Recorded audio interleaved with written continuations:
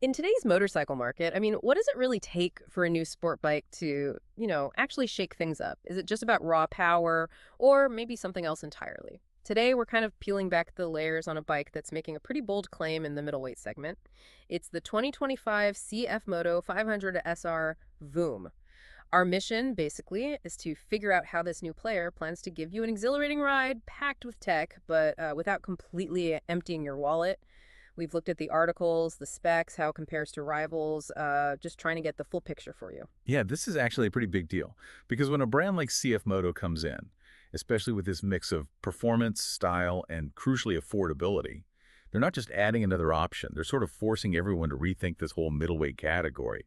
It's vital for new riders, but experienced ones too. It really challenges the old guard, makes you ask if that premium feel always needs the premium price tag. Right.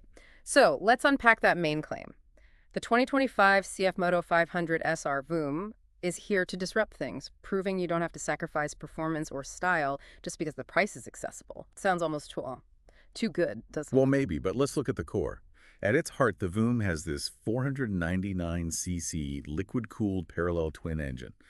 That setup, the parallel twin, it's popular for a reason. It generally gives you smooth power, feels balanced, quite different from, say, a Thumbie single or even a V-twin sometimes. This one's putting out 47 horsepower and about 35 pound-feet of torque. The whole idea seems to be smooth acceleration, confident handling right from the get-go. And that seems to be the philosophy, right? Aiming for today's riders, people who want something nimble, enough power, the latest tech, but hitting that price point. That's the key to opening it up to more people. Okay, so let's dig into that engine a bit more. What are the hard numbers, performance figures? All right, so yeah, 499cc liquid-cooled parallel twin. Power peaks at 47 horsepower. That's at 8,500 RPM. And the torque, 35 pound-feet, comes in a bit lower at 7,000 RPM. You've got a standard six-speed manual transmission. And significantly, it uses a ride-by-wire throttle. Ah, ride-by-wire. That's interesting at this price. Exactly. It means the throttle connection is electronic, not a cable. Usually makes for much smoother, more precise power delivery. It's a nice touch, top speed. Estimates put it around 112 mile per hour, 180 kilometers per hour. But what's really key here, I think, is how these numbers and that ride-by-wire tech are meant to work together. The sources really emphasize a ride that's, exciting but still manageable, enough punch for experienced folks, but predictable enough that it won't scare off a newer rider. Seems like they're aiming for that sweet spot. Okay, now this is where it gets, for me anyway, really interesting. The looks and the tech. It's not just the engine, is it? It's the whole vibe, the features they've packed in. Oh, absolutely. Design-wise, it's definitely not subtle. It's got that aggressive sport bike look, sharp lines, aerodynamic fairing, kind of a muscular tank shape. It really looks the part. Yeah. And full LED lighting everywhere, headlights, taillights, signals.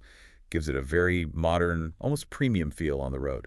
It sounds like it has real presence. It does, but the tech is just as important. We mentioned ride-by-wire, right? That's huge for control, but it also comes standard with traction control. Standard. Yeah, Wow. standard. That's often an extra or just not available on bikes in this price range. Big safety feature, especially if the road gets slippery. Plus, you get customizable riding modes. Rain, standard, and sport. Lets you tailor how the bike responds. So adaptability, built riding. Exactly. And then there's the handling. They're using a lightweight chassis, claims say around 397 pounds or 180 kilos. We'll get into the weight comparison later, but the goal is clearly sharp agility. Quick turns, good in traffic, but still stable at speed. Seems like they focused on balanced weight distribution. Suspension is pretty standard for the class, upside-down fork up front, monoshock in the back.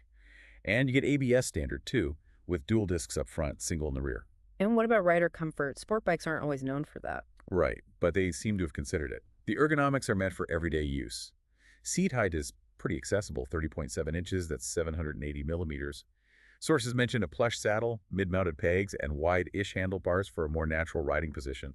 Less strain, hopefully. So maybe not just for quick blasts around town then. Seems like they wanted to be comfortable enough for longer rides too. Uh-huh. And you get a full digital TFT display. Shows all the usual stuff, speed, gear, fuel, and it has smartphone connectivity. Okay, so it's clear they're not just like throwing features at it. They're integrating things that directly impact the ride. Confidence, safety, usability. Sounds like a pretty versatile package. All right, the big question then. With all that tech, that engine, how does the Voom really stack up against the bikes people already know and love in this segment? Established Thanks. names. Yeah, this is crucial. It's jumping into a tough fight. Think Kawasaki Ninja 400, Yamaha R3, KTM RC390. Those are the main targets. Performance-wise, on paper, the Voom definitely has an edge in displacement.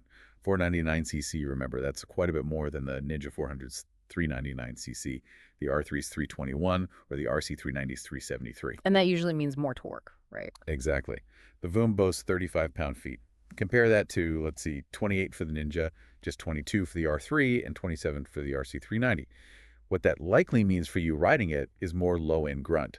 Feel stronger pulling away, maybe less need to constantly shift gears, especially around town, more relaxed power compared to rivals that might need higher revs. But the Ninja 400 is known for being super light and agile. True. The Ninja has a bit less power, but its lower weight definitely makes it feel incredibly flickable. That's a trade-off. Which brings us to weight. The Voom is heavier, around 397 pounds.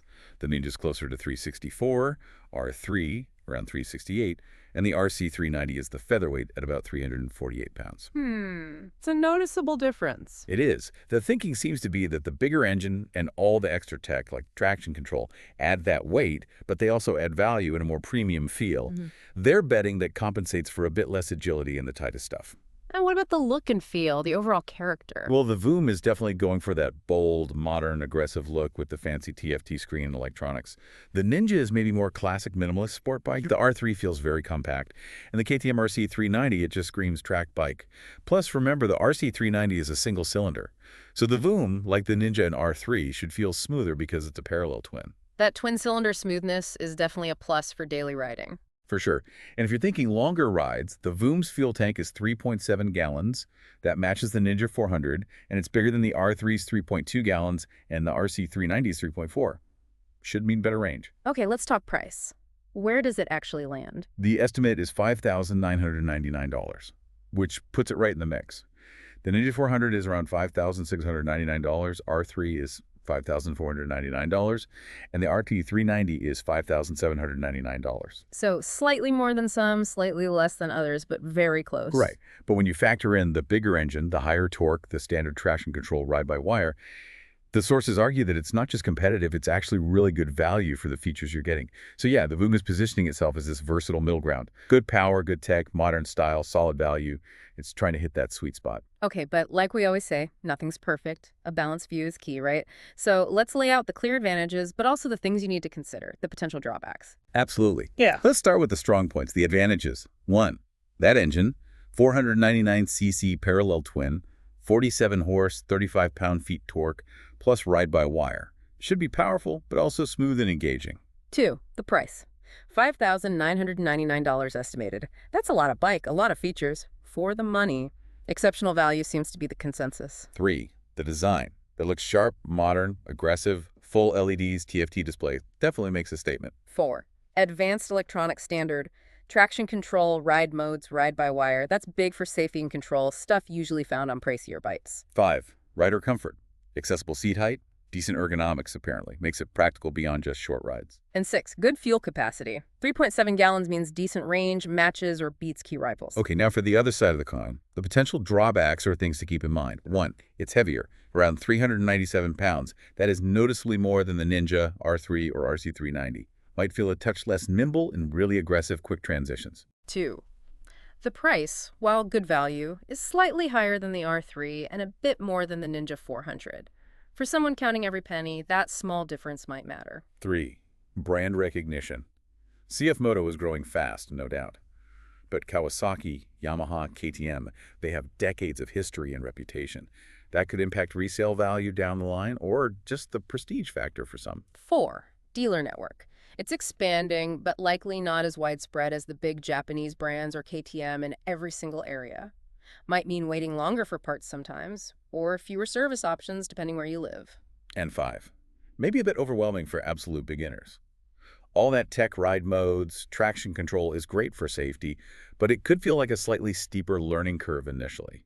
And more electronics always carries a tiny theoretical risk of tech issues later on. Acknowledging these points alongside the positives helps you figure out if the Voom is truly the right fit for your specific needs and riding style. Makes sense. So to round things out, let's hit some of those quick questions people might have, just quick answers based on what we've found. Sounds good. Let's do it. Estimated $5,999. Power figures. 47 horsepower, 35 pound-feet of torque. How's it compare directly to the Ninja 400 again? Voom's got a bigger engine, 499cc versus 399cc. Mm-hmm. More torque, 35 versus 28 pound-feet. Yeah. Plus standard ride-by-wire and traction control. But it is heavier. Suspension. Upside-down fork up front, monoshock rear. Traction control standard. Yes, standard. Seat height. 30.7 inches, that's 780 millimeters. Pretty accessible. Good for beginners. Sources say absolutely. Manageable power, smooth engine, plus the safety nets like ABS and traction control make it very approachable. And long-distance touring. Possible. Yes, for moderate distances, it seems designed for it. Comfort features, good fuel tank. But, it is still a sport bike. Probably not as comfy as a dedicated touring bike for, say, cross-country trips. Okay, so there we have it. The 2025 CFMoto 500SR Voom. It really does look like a serious challenger, doesn't it? Trying to redefine this middleweight segment by blending strong performance, modern looks, and that really competitive price. It really does. And it leaves us with a pretty interesting thought, I think, for you, the rider. As these newer brands like CFMoto keep pushing advanced features and great value into the market, how much does that established brand name or the huge dealer network really matter in your final decision? What kinds of new compromises or maybe exciting new opportunities does this whole affordable sport bike revolution open up for motorcycling moving forward? Something to think about.